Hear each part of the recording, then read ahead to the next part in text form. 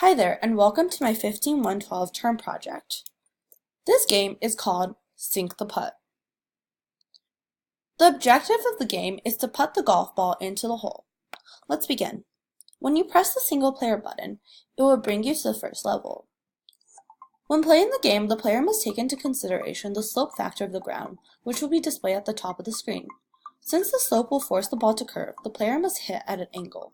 The arrow rotating around the ball will signify the direction the ball will travel in. Press the spacebar to shoot when the arrow is aligned to exactly where you want to hit.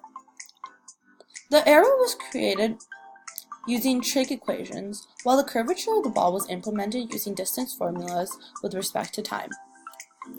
The player is in control of both the direction he wants to hit in and also the strength of his shot.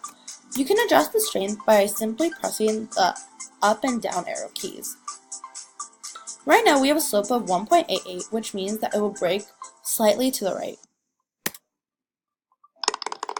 And now we have a slope of 3.15, which means that it will break more to the right.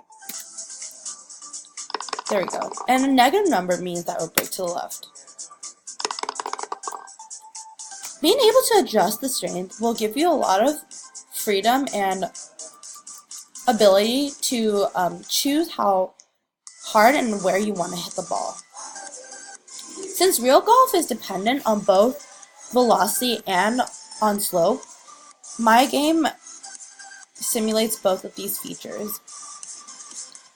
My game also has 3 levels: a basic level, a level where the start position is randomly generated, and a level where the player can choose his own start position, while coins are randomly generated around the green.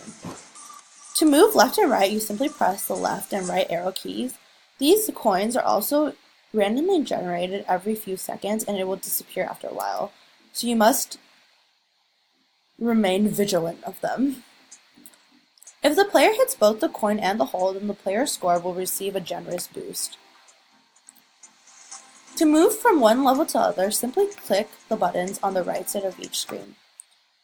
To detect whether the ball went into the hole and if the ball hit the coins, I used Sprite Collision Detection. Simple but satisfying to play, this game will surely keep the boredom away.